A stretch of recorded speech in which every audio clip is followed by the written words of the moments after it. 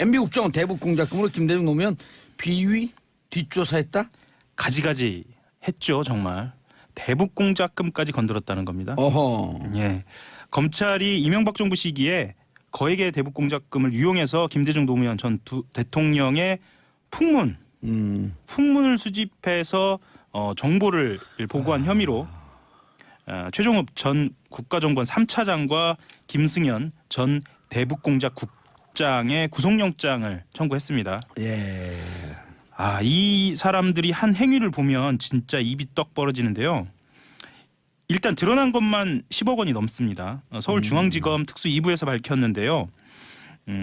김대중 전 대통령과 관련돼서는 미국 비자금을 추적한다면서 담당 업무와 전혀 상관없는 사안에 대해서 대북 공작금을 썼고요. 예. 노무현 전 대통령과 관련해서는 노무현 전 대통령의 비리를 잘 알고 있는 측근을 해외에서 데려오겠다고 하면서 필리핀 당국에다가 뇌물까지 주면서 그 측근이라고 하는 사람을 추방 형식으로 국내에 데려와서 소환 조사까지 했습니다. 물론 혐의가 없음으로 드러났습니다.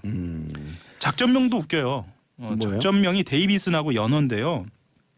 데이비슨은 김대중 전 대통령의 이니셜 DJ의 첫 글자 따서고요. 연어는 퇴임 후 고향 마을로 돌아간 노무현 전 대통령의 인생 역정, 인생 과정을 비유해서 그렇게 지은 것으로. 연어의 회귀. 예, 그렇게 돌아갔다. 태어난 곳으로 돌아간. 예. 그리고 이곳에 혹시 이명박 전 대통령 주위에 계신 분들, 이명박 대통령하고 연락하시는 분들이요, 이 방송 들으면서 이렇게 얘기했어요. 이런 게 정치보복이에요. 이런 그렇죠. 게. 예. 그리고 모 눈에 뭐만 보인다고요. 본인들이 정치보복하니까 지금 비정상의 정상화, 범법자 잡는 걸 정치보복이라 그러는 거예요. 그러니까 정상적으로 대북 공작이라든가 해외 공작을 벌였어야 할 요원들까지 이렇게 대대적으로 음성적으로 얼마나 작전명도 조롱스럽게 했어요. 그렇죠. 데이비슨. 예. DJ 한번 알아볼까 봐. 예. 왜? 대충 그러지. 대추 뭐 이렇게. 대충. 예. 아휴, 연어. 씁쓸합니다. 예. 다시 말씀드리지만 여기에 쓰인 돈은 세금이고 아니라니까요. 귀하게 쓰이라는 대북 공작. 예. 허용 돈이라니까요. 정보유조 돈이고. 그렇죠. 제 돈. 그러면 무슨 자꾸만 세금이라 그러면 남의 돈 같아요. 그렇죠. 허용 돈이고 제 돈이- 정보유 돈이고 정한성 돈이고 전문수 돈이고 정태익 돈이고 누군지 모르죠. 예, 정한성 우리 여기 다 관계자들. PD. 예. 예. 보통 이제 매달 따면 그러잖아요. 네. 감독 누구누구 감독님께 감사드립니다. PD 누구누구께 감사드립니다. 그래서 예. 이름을 쭉 얘기해 주는 거예요. 정한성 PD, 전문수 CP, 정태익 본부장. 이분들의 돈이에요. 이 돈 그렇죠. 찾으러 가야 돼 우리. 봄이 되면 꼭 찾을 수 있을까요? 예. 영치금에서 뛰어야지. 예. 나쁜 사람들이다 진짜. 나쁜 사람들입니다. 정말 나쁜 사람들이다. 아주 나쁜 사람들이다. 검찰은 아예 네. 이게 개인 행동이 아니고 국정원 차원의 문제다라고 아주 분명하게 얘기했습니다. 네. 그리고 대북 공작금 자체를 특정 정치인의 비위나 풍문을 하기 위한 목적으로 쓴 것은 그 자체로 불법이다라고도 네. 분명히 밝혔습니다. 이거 어떻게 해야 됩니까 이 사람들. 지금 검찰에 조사 들어간 거죠? 예. 그런데 어쩔 수 없이 수사는 확대될 것으로 보입니다. 예. 불법 정치 개입이 단순히 이 한 DJ나 건만이 아닐 테니까. 그렇죠. 아. 예. 여론을 들여다 보면은요, 예. 한명숙 전 총리 같은 경우에도 사찰 당하지 않았느냐라는 이야기도 나오고 있습니다. 저는 760건의 그 대법원 문건 나오잖아요. 네, 제 재판과 관련한 기록이 거기 있을 것 같아요. 네, 재판 날짜를 어디로 하고 네. 그 배정을 이쪽으로 바꾸고 지금 말씀하시는 거는 대법원 블랙리스트를 말씀하시는 대법원 거죠? 블랙리스트에서 재판에 관여돼 있을 기록이 있을 것이다. 그렇죠. 그것도 조사해야죠. 그렇죠. 김명수 대법원장 조사하라고 얘기해야죠. 지금 국정원 말씀하시다가 예. 대법원을 말씀하셨는데 다르지 않아요. 그래서 정말 어이가 없기도 하고 답답하기도 하고. 그러면 예. 그리고 아까 우리가 오늘의 지금 실시간 검색어 서지현 검사 예, 이거 당사자가 안태근 검사 예, 전 장 국장이죠. 출신이죠. 예, 예, 예. 예. 법무국장 출신. 그렇죠. 요분 그 뭐 메모 갖고 얘기할 건 아니지만 좀 이상하더라고요. 저 인상이 제가 초기에 있잖아요. 아, 그래요? 근데 안태근 검사가 8년 전에 했어요. 이 서지현 검사가 8년 동안 가슴에 안고 있었어. 얼마나 가슴이 아팠겠어요. 아, 그렇죠. 그러면 안태근 검사 누가 수사합니까? 수사할 사람이 없어요. 검찰을 검사를 어떻게 수사해? 평검사가. 그래서 필요한 게 공수처가 공수처가 필요합니다. 필요한 거예요. 예, 예, 그렇습니다. 공수처가 이래서 필요한 거예요. 맞습니다. 서지현 검사라고 하는 한 여성 검사의 인권을 살리기 위해서 한 여성 검사의 인권은 곧 우주의 인권이다. 우주의 인권이다. 그러면 예. 참 나쁜 사람들이다 진짜. 어떻게 그리고 노무현 대통령 죽음으로 몰아놓고 그러고 나갔고 연어라는 작전명도 그래서 그러니까요. 뭔가 좀 슬프네요, 슬퍼. 예, 씁쓸하죠. 고향 마을로 돌아갔고 농사 짓겠다고. 예. 다음 소식 전하겠습니다. 세월호 얘기입니다. 세월호 또 특조위 방해. 예. 참.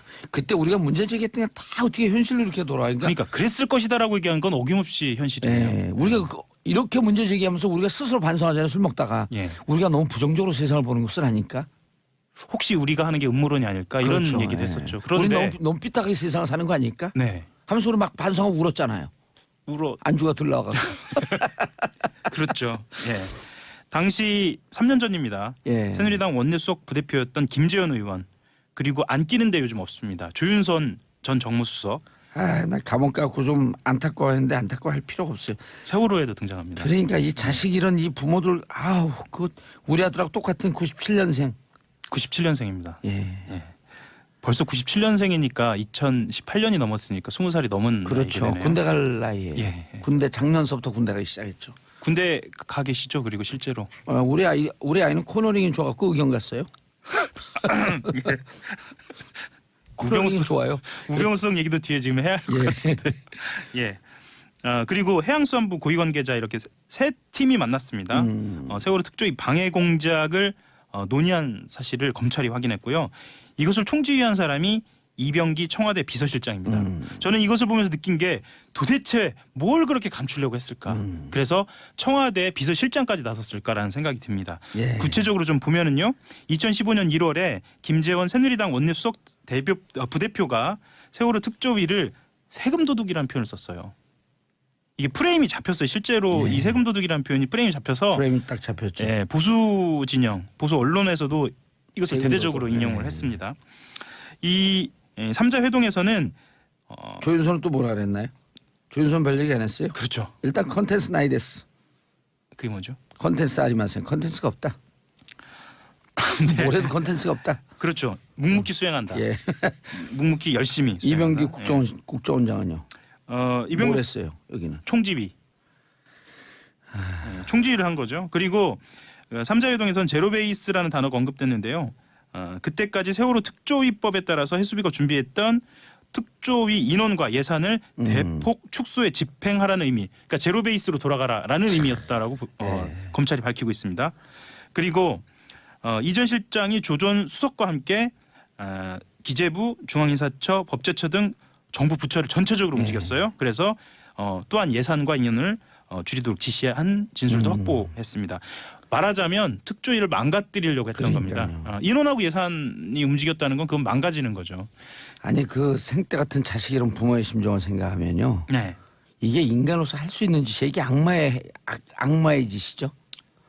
빅토르 위고 제가 유식한 얘기 잘 안 하려고 그러는데 예. 빅토르 위고의 레미제라블을 보면요. 네. 나폴레옹이 몰락하는 과정을 빅토르 위고는 뭐라고 얘기하냐면 이유 없는 전쟁터에 가서 네. 자식을 잃은 어머니의 피 끓는 울음소리가 밤을 새우는 피 끓는 울음소리가 우주의 질서를 바꿔서 나폴레옹 중심의 세상을 무너뜨렸다. 이 자식 잃은 부모의 피 끓는 심정이 우주의 질서를 바꾸는 거예요. 302명이에요. 302명입니다.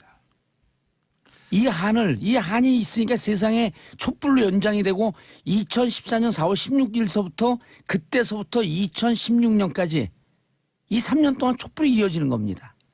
그 촛불로 결과되는 거고. 국민들의 마음도 움직였죠. 그럼요. 네. 우주의 질서를 움직이는데 네. 자식을 잃은 부모의 피 끓는 심정.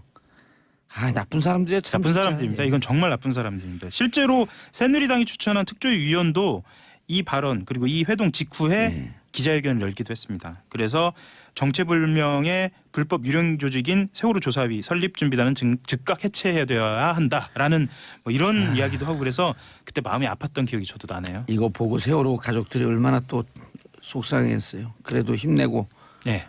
진실과 정의가 살아날 때까지 싸우셔야죠. 또 다른 특조위 그리고 진상 파악은 이제 시작이다. 그러면, 라는 이야기도 됩니다. 2기 특조위가 이제 곧 시작하죠. 예.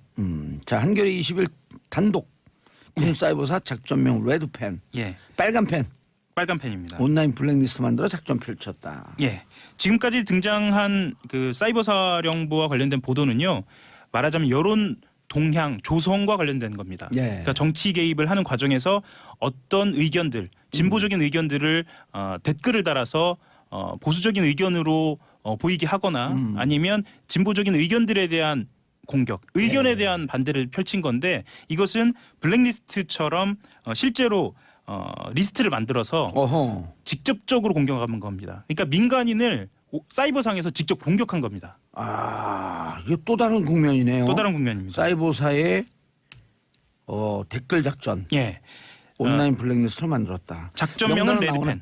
명단은 나오나요? 일부가 나왔습니다. 일부가요? 일부가 나왔는데 그 일부가 뭐냐면 지난해에 기억하실지 모르겠는데 33명의 유명인들 이 사람들이 레드펜 작전에 해당됐다는 겁니다. 전 들어갔어요, 안 들어갔어요? 그때 들어갔죠. 아, 그때 들어갔나요? 예. 기쁘다. 레드펜 되셨네. 그런데 안 들어가면 창피해요. 그런가요? 당시에 기억나실지 모르겠는데 이효리 이 가수도 있었고요. 오. 이승엽 오호, 야구 선수요? 예, 있었고 박원순 시장도 있었고 지금 문재인 대통령도 있었습니다. 당시에. 예. 지금 민주당 서울시장 저를 빼놓고 네. 전 그 입장 표명 안 했으니까 네네. 서울시장 후보들 중에서 들어가 있는 사람 누가 있어요? 그것까지는 확인이 안 됐습니다. 박원순밖에 없어요? 네. 그럼 나머지 탈락. 그래도 지금 아니 레드펜 블랙리스트에도 못 들어가면서 무슨 시장 선거 나가냐고요. 이 레드펜 같은 경우에는 레드빵? 예, 레드펜 레드펜 같은 경우에는 사이버사 창설 당시부터 시작됐어요. 2010년서부터요. 예. 그리고 2008년 쇠고기 촛불 집회 이후에 이 작업을 준비하기 시작했고 본격적으로 시작한 것도 2008년 이후부터 준비를 착수를 한 걸로 봅니다. 예. 본격적으로 준비를 착수한 겁니다. 야, 이거 좋은 생각이다. 민주당 서울시장 후보들 모아놓고 네. 저거 하면 좋겠네. 국정농단 골든벨 퀴즈를 내갖고 그거 못 맞추는 사람 아웃이다. 예를 들었고 이재용과 네. 박근혜 대통령이 몇 차 면담을 했냐. 예. 3차 요즘 0차도 나왔잖아. 네. 날짜 1차는 2014년 9월 15일. 네. 2차 2015년 7월 25일. 3차 2016년 2월 15일. 이런 거 못 외우는 사람들 다 아웃. 그걸 다 외우셨나요, 지금? 그럼요. 그걸 어떻게 못 외워요. 그다음에 0차는 2014년 9월 9일서부터 12일 사이. 제가 이미 다 그다음에 예. 그 국고손실죄 네. 형량 5년 이하일 경우 5억 이상일 경우에 5년에서 무기징역까지 그런 거 다 물어보는 거야. 그래서 국정농단 골든벨 유익할 것 같습니다. 유익할 것 같죠. 예. 왜냐하면 네. 그 국정농단 있을 때 당신들의 시대적 정신은 어디에 꽂혀 있었냐 이걸 묻는 거거든. 그냥 장난치는 게 아니고. 그리고 실제로 하나의 역사이기도 하고요. 예. 역사에 대한 분명한 기억이기도 하니까 이건 기억하고 있어야 할 필요도 있네요. 그러면 예. 예. 레드펜 작전 같은 경우에는 온라인 블랙리스트 규모 자체는 정확하게 알려져 있지 않은데 목표는 정해져 있습니다. 어떻게 정해져 있냐면 내부적으로는 종북 핵심 세력 3만 명이라고 했어요. 예. 그중에 1차 33명. 좋네요. 네. 그리고 근데 끝났어요. 끝났나요? 다음에 조금 더 내용 키워갖고 다시 오세요. 그러겠습니다. 자, 하영 기자 인사하시고요. 예, 한겨레 21 하호영이었습니다. 감사합니다. 예.